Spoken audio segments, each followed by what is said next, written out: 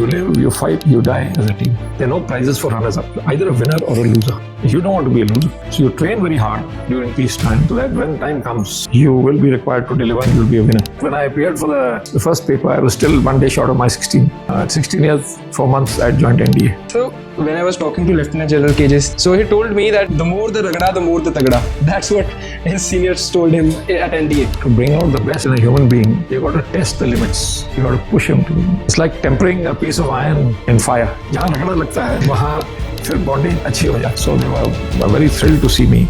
And they told me stories, the elder lot, of what they learned from my father. So they used to tell us, आप क्या सीखा है? So we used to say, अच्छा मैं कहा आप बताओ आपने क्या सीखा है? So we used to say, tank को ऐसे चलते हैं, ऐसे करते हैं. We go for field firing, we do training, we do maintenance. There's an operator, there's a driver, there's a gunner. सब गेम कौन सा खेलते हो? So ऐसे हम सब गेम खेलते हैं. अच्छा अब अगले हफ्ते बास्केटबॉल हो रही है, विल प्ले बास्केटबॉल. फिर एथलेटिक्स हो रही है, फिर something else, football. So they look up to an officer. Can he match us in the field? Can he run faster than us?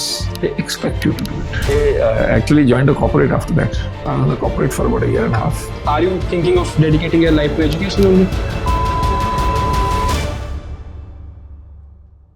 Building the leaders of tomorrow only on the Yuva podcast.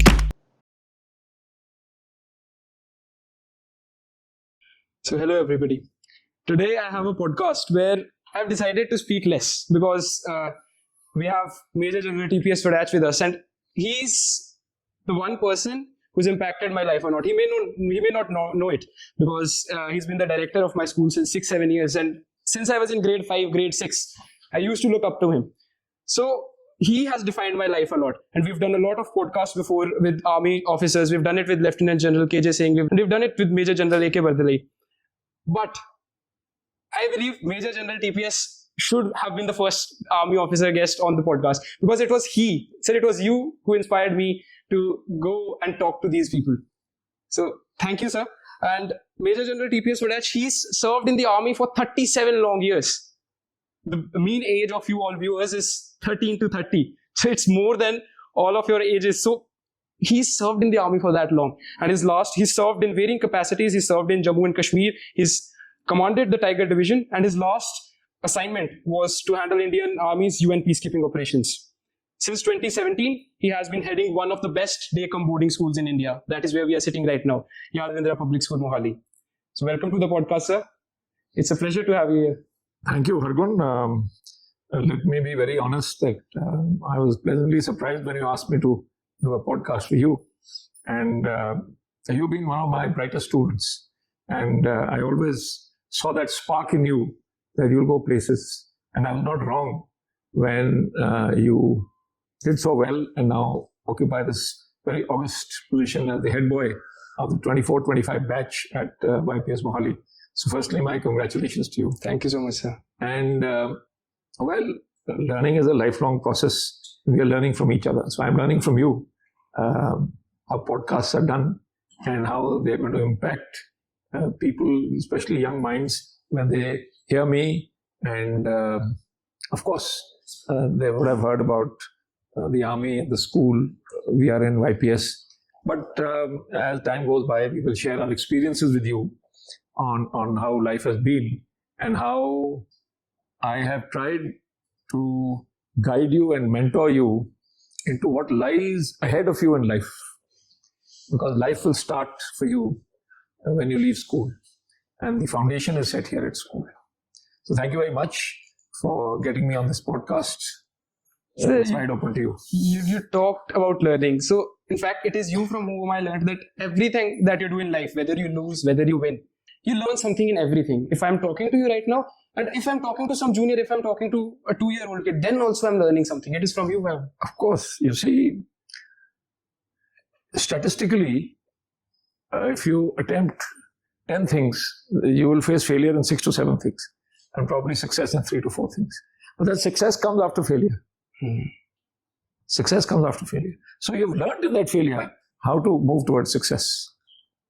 So when I was talking to Lieutenant General KJ Singh, so he's from your batch only. So he told me that the more the Ragda, the more the Tagda. That's what his seniors told him at NDA.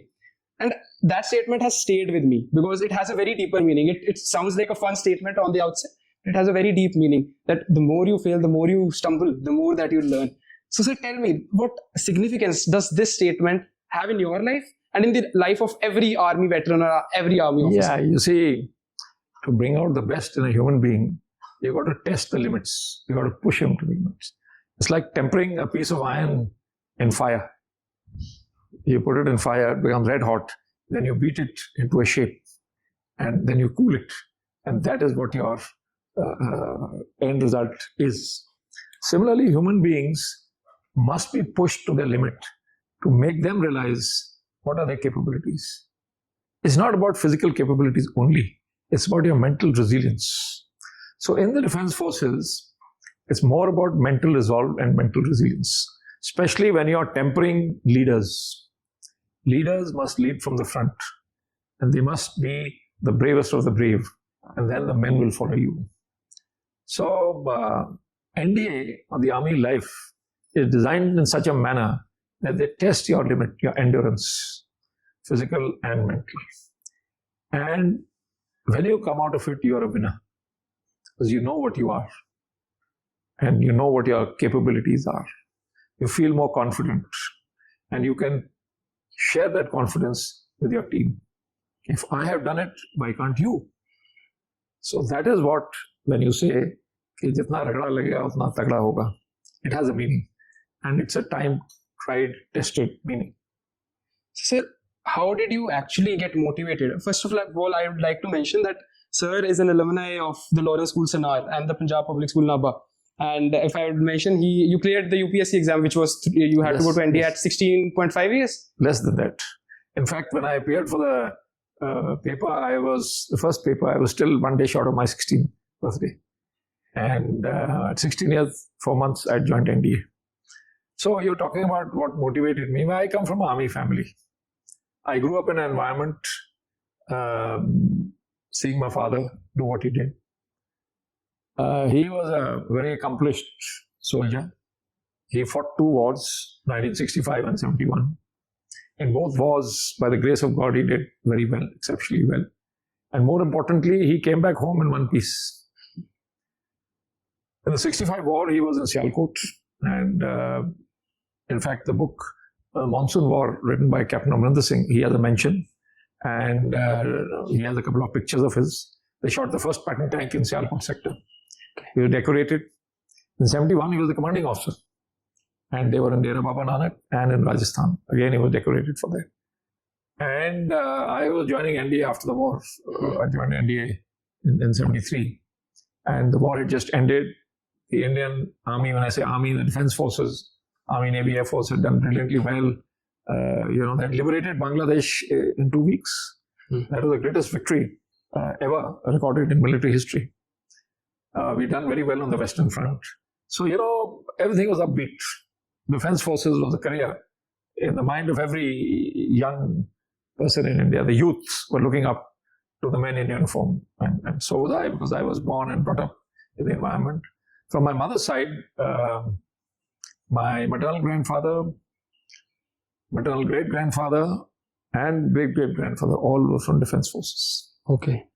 So, there was a very strong military ethos in the environment that I grew up in. And in those days, I'm talking of the early 70s, there were very few and limited choices for anyone to have a career in the civil street. And the government service was really looked upon. And amongst the government service, Defense Forces was, number one on the list, especially after the 71 war. So there's no great this thing, and I was very determined. I knew that I will go to the army, and I will go through the NDA. Now, why NDA and why not direct entry into IMA? I'll tell you, there's a story behind it. My father was an instructor at NDA. Okay. And I was a little boy. So I started my schooling, my first class nursery, in the NDA English School. And I had very great memories of that, very, very intense memories of the life at NDA. So I was determined I must go to NDA. So we applied for, the NDA entrance exam, the UPSC exam. And lo and behold, when the date sheet came, our first exam was the day after the last exam of the senior Cambridge. In our time, there was no +2. I'm 72 batch from Senior Cambridge. And I gave my NDA exam. My center was Mahindra College at Patiala. Okay. And so we were preparing. There were 6 of us, my batch from school, were preparing for the NDA exam along with the Senior Cambridge. So it was but natural that I gave that. And very luckily, I cleared it in the first go. And what happened was, there's another story to this, a little twist. The NDA result came before the Senior Cambridge result. So we were all very surprised why it was so early and why was the Senior Cambridge result delayed. We were apprehensive. But luckily, even that result came and we all did well and we cleared that. Because the thing was that we had to clear the Senior Cambridge before you join NDA. So I gave my interview. My SSB interview was at Roorkee. Okay. And I still remember 32 SSB, Services Selection Board. And the presiding officer of that Services Selection Board was then Lieutenant Colonel Dan Singh Thapa of 1/8 Gurkha Rifles, Paramveer Chakra. Paramveer Chakra. He got a PVC in the 62 war. Okay. The first time I ever saw a living legend, a PVC. And he was the presiding officer. And we went through the SSB. One was fortunate enough to have cleared it. We go through your medical and merit, and you get a call letter to join NDA. Another very interesting episode happened. We were to join the 50th NDA course, the Golden Jubilee course. So much was made about it that after the 71 war, the Golden Jubilee course is joining NDA. And all of us who had cleared it and were joining, wherever we were in all parts of the country, were called to Delhi to board this special train called the NDA Special. In fact, it was called the Golden Jubilee Special. The Golden Jubilee Special. The Golden Jubilee course was going in. And there was a lot of hullabulla, and the train was decked up in flowers, and military bands were playing at New Delhi railway station. The Raksha Mantri came to flag off the train. We traversed a journey from New Delhi through central India to Pune those days. And the military cantonment in Pune was Karki, called Khadki now. It was Karki, Kirkee. And en route, wherever we stopped at military stations for our meal breaks, breakfast, lunch, dinner, military bands, we were welcome. And we were made much of than the Golden Jubilee courses. So that was another very interesting story. We arrived in Karki, received by the commandant. The NDA band was there, and we bundled into buses. And during our journey from Karki to NDA, about 45 minutes, we were given a little chit which told you which squadron you were to join. Okay. It's like a house in a public school. Which squadron you were to join? What is your roll number? You all had roll numbers. I still remember my roll number in NDA, 10428, India Squadron 50th course. So it was to be written 10428/5/50. And there we were. So that was NDA. But it came very naturally because we grew up in an environment.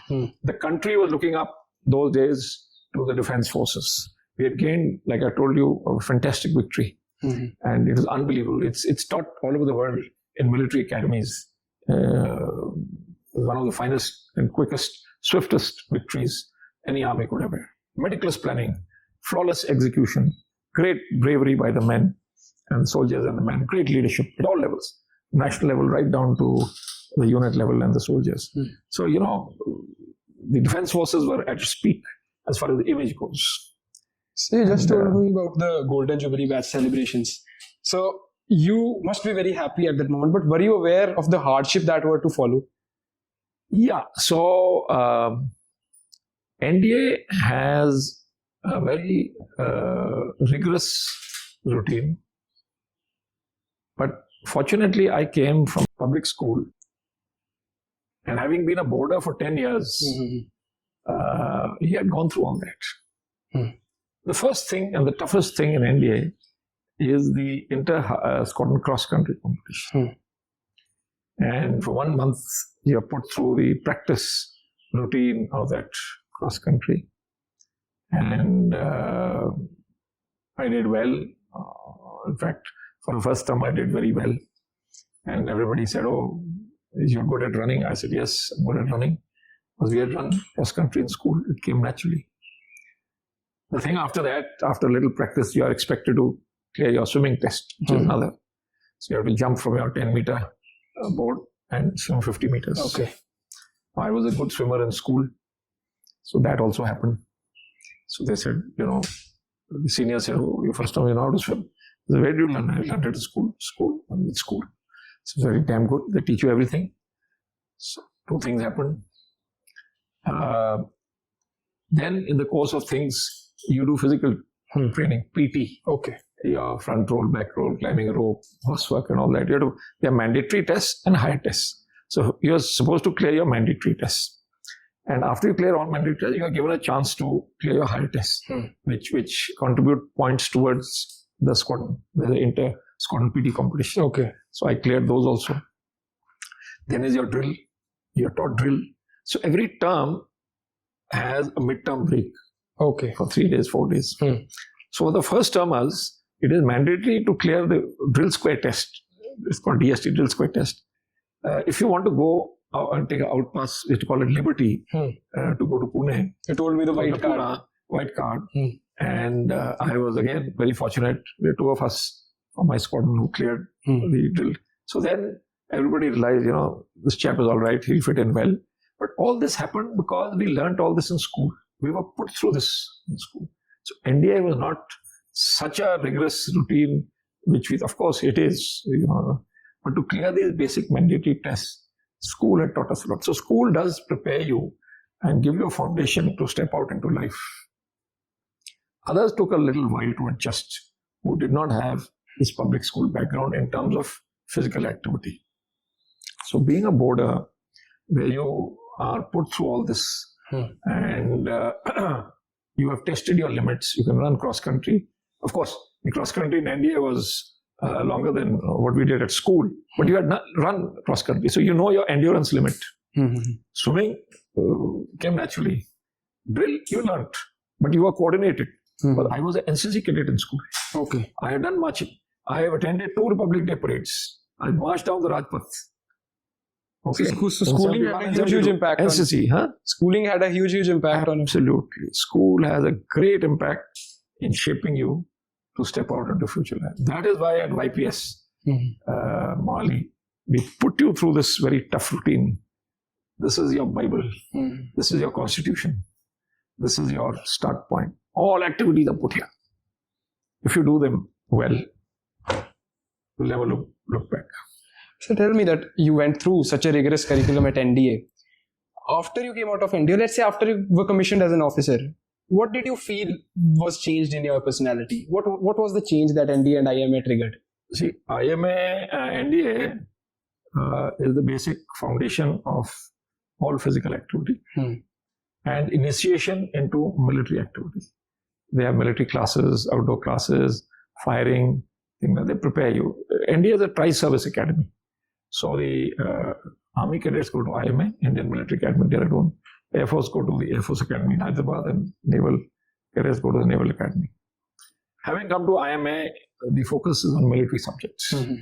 The basic section level tactics, platoon level tactics, leadership, and the general knowledge of military affairs. After commissioning, you are an officer who's fit enough to lead a small contingent. So confidence level grows. You are educated on matters military. You know how to deal with your soldiers. Of course, I learned a lot from my soldiers, from my troop, from my tank commanders, from my drivers, from my gunners. But they had been in the army much longer than I had. So they used to tell us, "Aap kya sikha hai?" So we used to say, "Raja, मैं कहा, आप बताओ, आपने क्या सीखा है?" So we used to say, "Tank को ऐसे चलते हैं, ऐसे करते हैं." We go for field firing, we do training, we do maintenance. There's an operator, there's a driver, there's a gunner. So it was a good synchronization of both leadership and being a good soldier. So this NDA IMA training is 4 years, 3 years in NDA, 1 year in IMA. It's a long time to get you to that level where you can lead your men. Gives you the confidence. And that is what it is.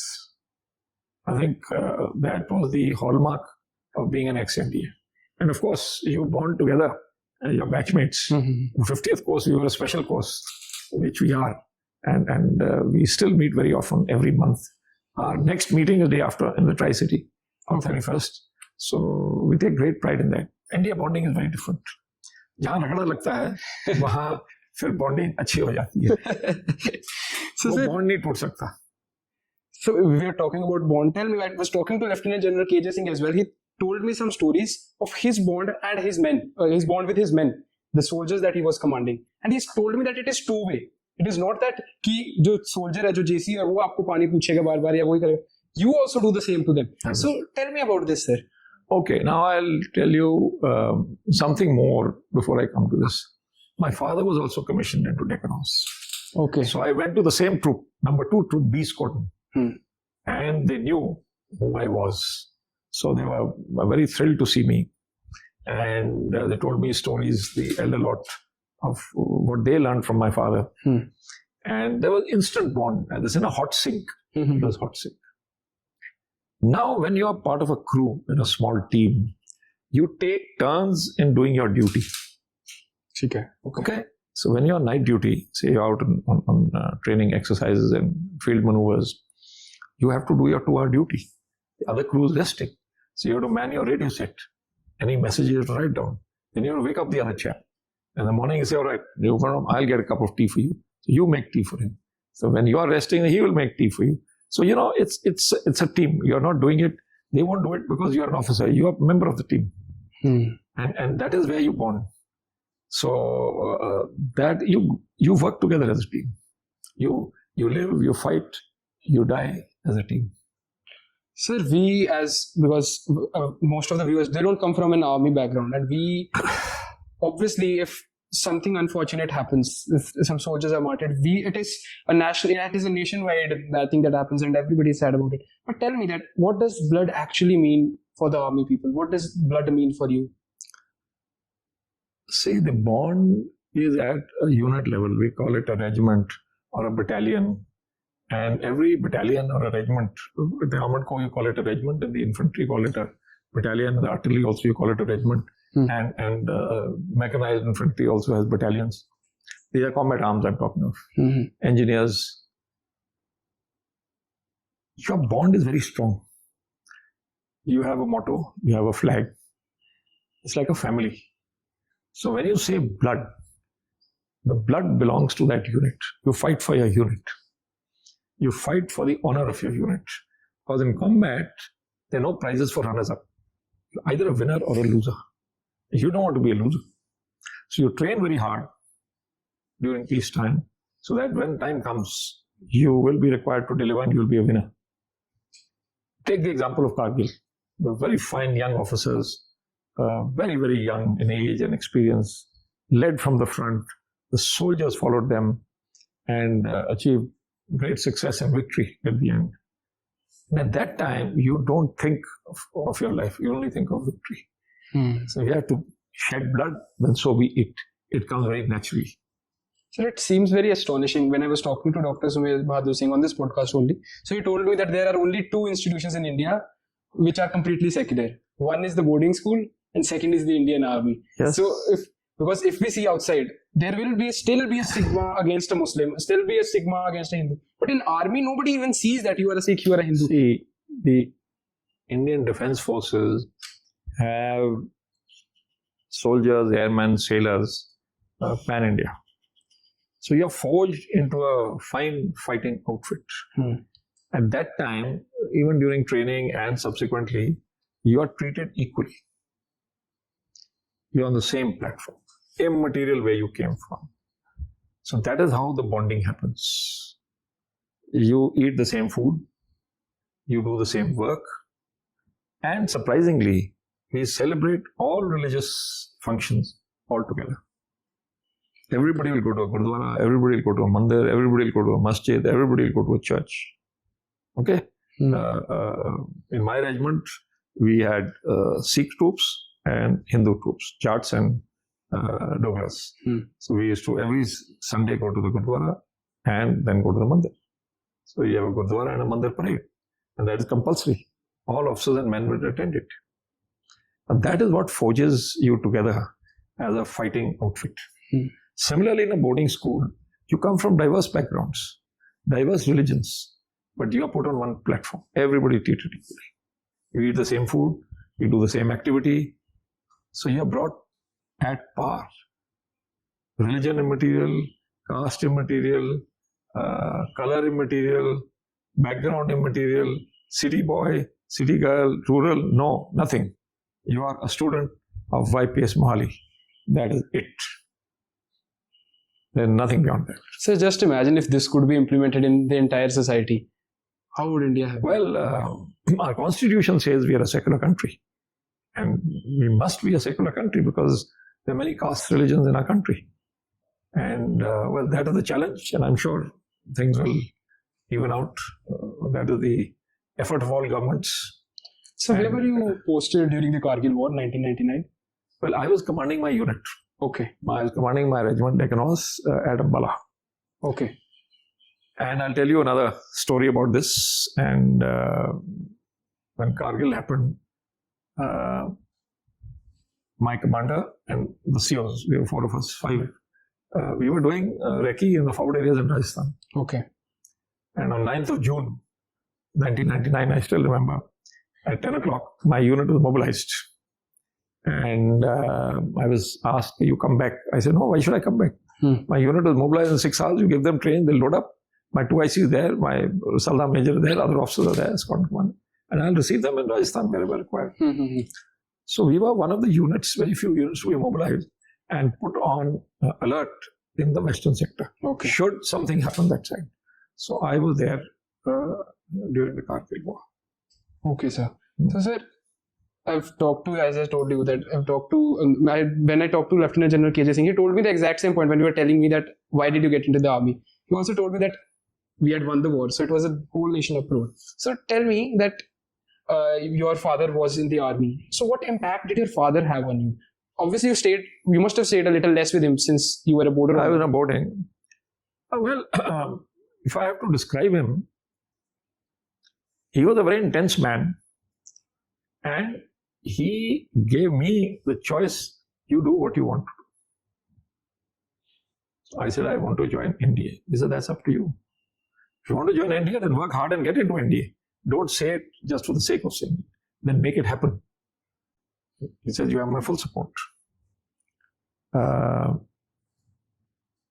His impact was that he was very cool, he was very calm, he was very supportive in all that I wanted to do. Even in school, during NDA training, while in service. In fact, for many years we were in service together. Of course, not close by, but we were in service. And he was very supportive. He never interfered. Never ever interfered. And never did he ever influence or try to influence that I should do this or I should not do that. Wherever the army sent me, my unit sent me, he said, no, you grow up in this organization on your own. Make your own mark. And if you want assistance, ask me. But don't ask me just because he was also senior officer. He retired as a Major General. And he says, try and stand on your feet. Don't lean on somebody. That is what support is. And I think I honor him for that. And he had a good career. He fought 2 wars. Like I said, he was decorated in both the wars. He led a good life after retirement. He did well. And so you derive support from your parents because they are there. And he had good advice. Whenever I needed advice, I had to speak to him. So he used to tell me, this is how you could do it. The choice is yours. The decision is yours. He never said, do it like this only and don't do this. He said, I will guide you. The decision is yours. So, that sort of support is very essential. Very essential. And he always said one thing. He said, don't worry and be happy. Don't worry about anything. If something is not going right, it's a matter of time it will go right. But don't worry. Don't waste your time worrying. Sir, like you just said this, I've felt this in you because I've spent a lot of years with you here at YPS. I feel that there's something different about the army mindset. I've talked to many officers, as I said, but I've not yet decoded that what exactly is different about the army mindset. And kya cheez influence karti hai that you become what you are? There are many things which go into your thought process, your way of life, your way of functioning, your way of fitting into society. One thing that teaches you is acceptance. Because you have soldiers from all over the country who come from different backgrounds, different cultures. You learn to accept their culture. So the army is about teamwork. The teamwork is about inclusivity. You have to include everyone. You can't exclude everyone. So you have to become one of them. That is number one thing is acceptance, inclusivity, which the army teaches you. The other is about resilience. All the time, all things can't go wrong. Good things will happen. As long as the intention is right. Like I told you, 60-70% of the time you will face failure. So you have to learn to face failure. You have to learn to accept failure. Failure will happen in life. Okay? If that is accepted, that okay, I failed now, I will try again, I'll succeed, you'll succeed. But if you say that I have failed and brood over it, well, that is the end of story. You are done and out. Okay? Yes. So you take wars, history, will tell you things were down, chips were down. But then eventually when the resolve was there, the tide will turn, you will win. So it's about resilience, it's about acceptability, it's about inclusivity. You start seeing life on a different plane. You're not as a frog in a well. You're seeing 360-degree view. It's a wide vision. And then you realize where you are, what you are. And, everything is not wrong. Everything is right. So you learn to become positive in life. And that is what the military mind is. You never give up, never give in. It's about things will happen. Make it happen. Make it happen. Make it happen. That's a very deep statement. So we were just viewing a Tiger Division book that you had written. So tell me about the Tiger Division. Tiger Division, well, it's a very famous division. Firstly, why it's called the Tiger Division? The formation sign is a tiger. Now, how did this tiger come on your formation sign?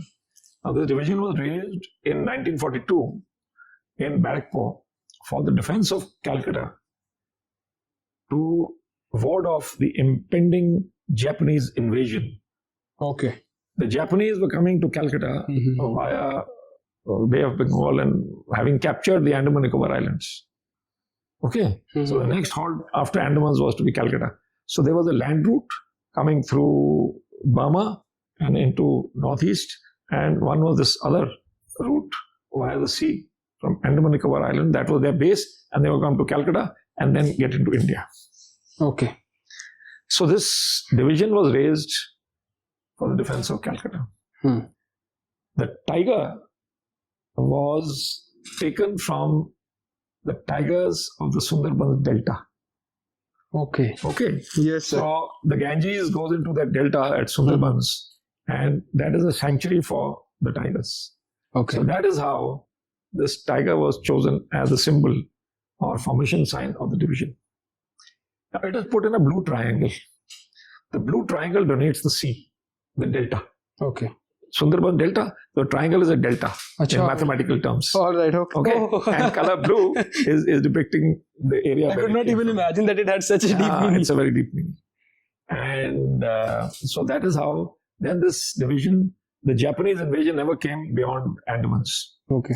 And it came more intense through the land route in Burma.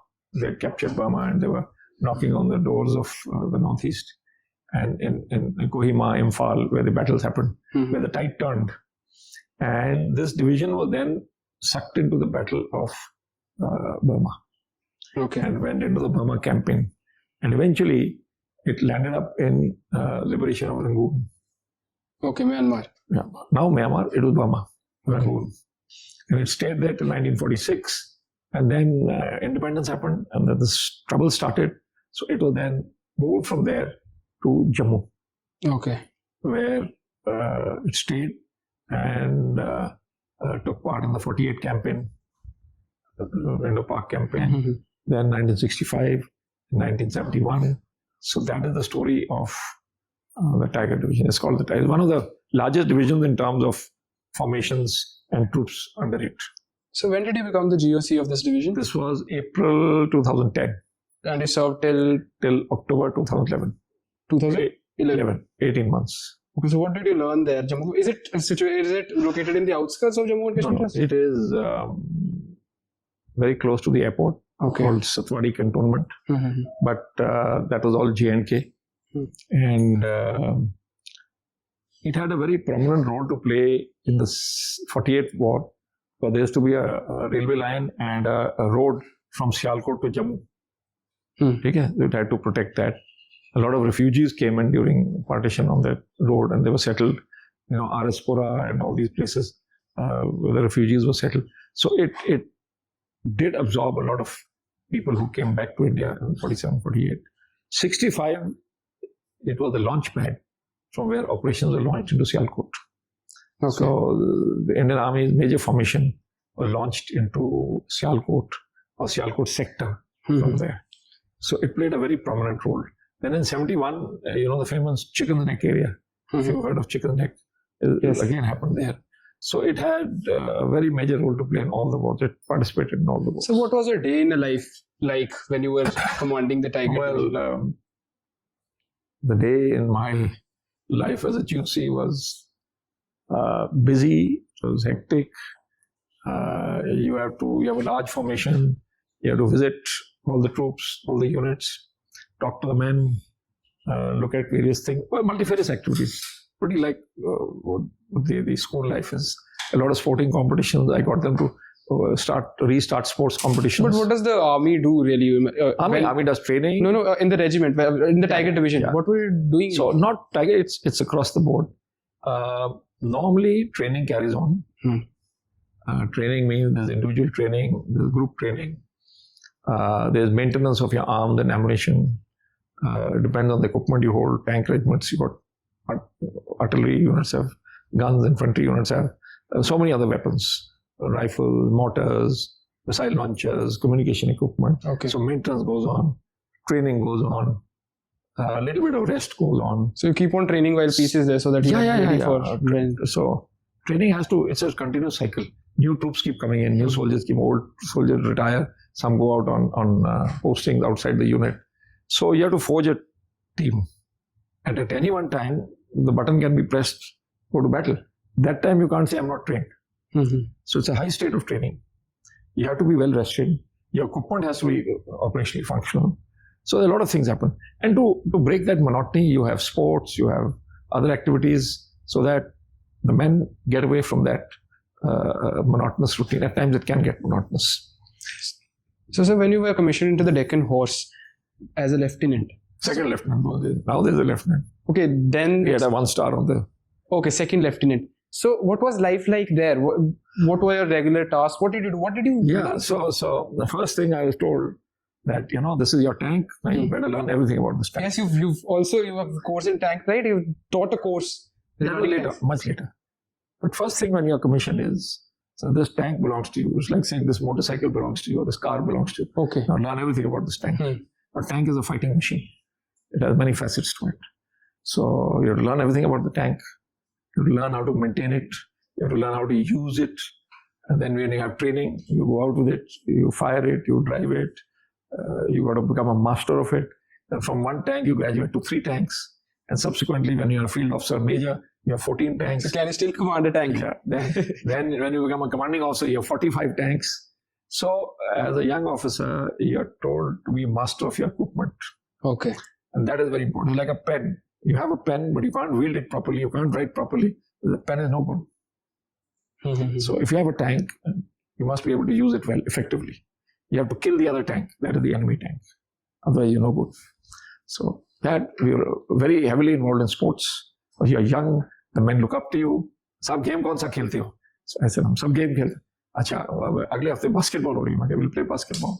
फिर athletics हो रही है. फिर something else, football. So they look up to an officer. Can he match us in the field? Can he run faster than us? They expect you to do it because you are trained in an academy, world-class academy like NDA. So they look up to you. And when you can do it, they look up to you. Go on a course, they'll tell you, "Saab, achhi grading leke aana." When you come back, so grading kya hai? says A grading, फिर ठीक है, then you're okay. So it's a very close bond. You're like brothers together, and they look after you. You look after them. There are no barriers. You talk to them. Even today, I talk to them. So where were you? What was your next assignment after commanding the Tiger Division? After Tiger Division, I got posted to Army headquarters, and I had an appointment which had a very big charter. The appointment is called Additional Director General Staff Duties. Okay. And it had a very important pillar. That charter of duties was handling Indian Army's overseas operations. The major chunk of that was UN operations. And we have training teams overseas. We had at that time 17 training teams all over the world, basically in Africa, Central Asian republics, Middle East. So when I say UN operations, India was one of the first signatories to the UN Charter. And we were one of the pioneers in sending a UN mission in 1950 to Korea. So since then, we have contributed immensely. The Indian Army has the highest contribution individually and collectively over these last 74 years. And so my task of the UN was selection of troops, units, training them, equipping them, deploying them, and follow-on logistics. So that is the charter. And then in my course of duty, I had to visit them, I had to inspect them, I had to see where they needed assistance. And through the UN and through various UN bodies, we used to ensure that they got what they got. You see, the UN, how it happens is, wherever the UN decides to deploy contingent, they have to make out a charter first. Then they ask donor countries, are you willing to participate? Okay. If 10 countries say yes, then they ask the host country, who are you comfortable with? Okay. Then the host country will say ABC. Then you are asked to deploy your troops there. So obviously it is It's a very complex process. It's India's duty to maintain peace because it's signed the UN Charter, but I don't understand that we have our troops. Why would we send our troops to another nation where potentially there could be... So when you sign the UN Charter, you are looking at contributing to world peace. How do you contribute to world peace? If troops are required, we will send them. And let me tell you, the very important thing, and which we all should be very proud of, our acceptability. In most nations, in the trouble spots, India is number one on the list because we are neutral. We don't take sides. Okay? Neutral means when you go and deploy as a peacekeeper, you ensure that peace is maintained. Okay? So the credibility of our troops, the credibility of our army is very high. When I say army, even Air Force has gone. We've deployed helicopters, aviation, Air Force aviation, military aviation. Sometimes the Navy has gone. Police is also contributing. And so it's a team effort. But our acceptability is very high. And that is something which we are very proud of. So you must contribute in any way where you can to maintain world peace. So you were just telling me that you've also been a representative of India in the United Nations Security Council. So so I had the opportunity to attend these meetings. And what happens is that at the UN and most permanent missions, they are not very clued up about the military involvement in peacekeeping. Okay.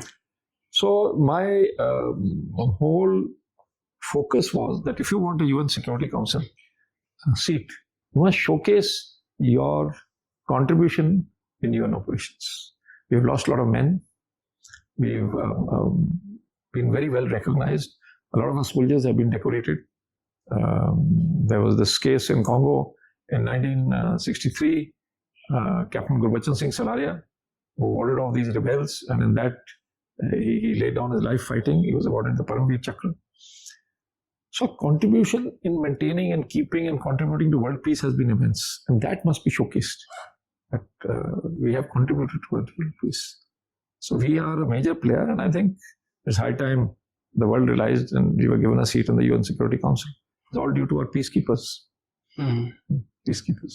So, sir, how did you, because 2017, you retired in 2016, right? Or 17? No, I retired in 2014. 2014. So what did December. what did you do? Because you started here at 2017. Yeah. So I actually joined a corporate after that. Okay. So I was in the corporate for about a year and a half. And a very old KK Birla Group company called Texmaco Rail and Engineering. Okay. So I was the CEO of defense there. Okay. And old friends, so they were keen that I join them. So that's how I kept myself busy. You suddenly can't come to a full stop after 37 years of military service, 4 years of training, actually 41 years in uniform. Yes. And so you had to do something, So I was lucky, I got a break. So then how did you transition into education? There is military and there is education. Military is about education. Military is you are training your soldiers, you're forging a team, you are doing leadership tasks. And coincidentally, in my military career, apart from my command assignments, I was fortunate enough to be instructor in the top military academies. I was instructor in NDA. I was instructor in our Armored Corps School in Ahmednagar. I was in the Army War College. So that is also training. You're training officers. In NDA, you're training young students straight out of school. So another interesting story about NDA. So I went to NDA first as a young boy, where I started my schooling when my father was instructor. Then I went as a cadet. Then I went as an instructor. Okay. And so a younger daughter, full circle. And a younger daughter started her schooling, her nursery, in the same NDA English School in which I started. Okay, that's recorded there in their archives. So that is a very, very rare opportunity when it happens. So I actually had 3 tenures in NDA. So NDA is very close to my heart, and I'm very passionate about it. Because when I went back as a cadet, everything just came to my mind, and it was as if so fresh in my memory. Because you carry impressions, NDA it's a world-class institution. It's a world-class institution and it teaches you teamwork. I'll tell you because Lieutenant General KJ Singh, he had recently been to NDA and he showed me a photo. He was, I don't know if you've seen the photo, you've seen the photo. So he was carrying the bike and he told me at that time that they used to go from one place to another in groups of 8 bicycles. So you can't break the group and you are moving in a teamwork. So that really surprises me, that if you can inculcate such a teamwork spirit, such a team spirit in the army, then you obviously have world-class officers. There in NDA, every cadet, when he arrives, issued a bicycle. Now that is your bicycle. It has a number and it has a color plate of your squadron. It starts from 1 to 129 cadets in a squadron. So you'll be bike number 1 or 2 or 3 or whatever, that's your bike. So you have cycle stand, you put it there, you chain it and lock it. And wherever you move, it's a huge campus. It's like a city. You can't walk. Even if you run, you'll be late. So you go on a bicycle. Okay. You go for your classes from your squadron, you go for your military training, weapons training, or to equitation, which is the farthest riding was compulsory. You go on a bicycle. A bicycle doesn't mean you can go whenever and wherever you feel like. You have to go in an organized group. So 8 means you are 6 riding side by side, 2, 1 in front, 1 at the back. Why that, sir? That is the way the squad is. But it's called the bicycle squad. But there must be a reason, na, ki why that is. If it is more, see, 1 is in front, and 2, and 1 at the back. So this is a formation. It's like a formation. So you ride in that formation. Okay. So sir, it's all organized. There's no reason you organize. If there are more, then you, instead of 6 or 8, you'll be 10. So you ride like that. And you can't be in odd numbers. You have to even numbers. Social. So lastly, to conclude, tell me that you've served in the army. Now you've built a very good school. That is such a great environment. Now what next? Are you thinking of dedicating your life to education only? I really don't know. I never really thought about it. But I think if I can contribute to the well-being mentally and physically to students, basically I'm looking at the youth of Punjab. Okay. They are a little misguided, or I would say unguided. They're floundering around, they don't know what to do. I'm born and brought up in Punjab. I studied here. I served here at the height of militancy, so I know I've been to rural areas, border areas. The fact is that the youth need to be put on the right track, and productivity will happen, and happiness will come when they're doing something good. And that has been my main aim, to put people on the right track. And you are the ambassadors. Through you, I'm saying, reach out to the environment, make it happen. It's not a one-man show, it's a team show. And as long as you, when you leave school, and understand where you stand and what you can do to be a good citizen, I think I would have done my job to take you to contribute effectively. Because you will be a global citizen. Whether you work in India or outside, you will have a global team. So it's about acceptability, understanding cultures. Here we should understand our culture. Like, question I ask our youth is, why are you doing this? Why you are young, you're strong, you're intelligent. Why not doing something constructive? You know? So we need to put the correct focus in that. And that focus is very important. And that's my sole aim. So I really don't know what. As long as I'm happy doing this, even if it means a repetition day in and day out, somewhere it'll rub off. Like, take a stone, keep rubbing it. It will shine at some stage. Thank you so much, sir, for giving us your time. Hargun, thank you. It was very nice last thing interacting with you. That was the last thing that I would like to add is that you are truly a master, because there's a difference between a teacher and a master. Like, you've never taught me directly, but those things, we say now that if you stay around somebody, some things of his personality rub off on you. So that is what you've been to me. And I really want to thank you.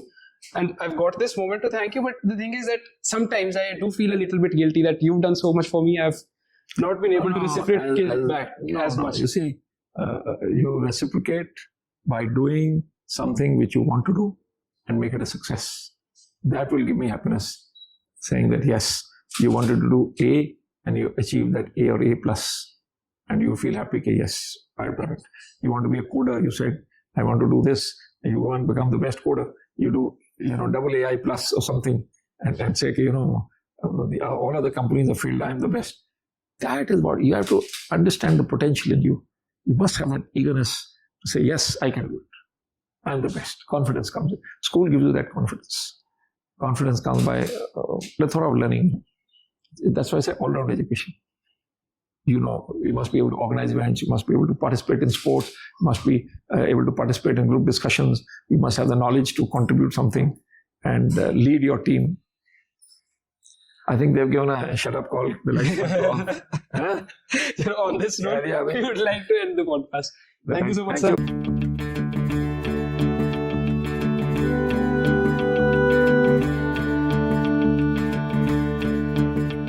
ना रुकता है ना मुड़ता है, बस चलता रहता है, ना सुनता है ना कहता है, बस करता रहता है, पूछेगा इतिहास कभी क्या बंदा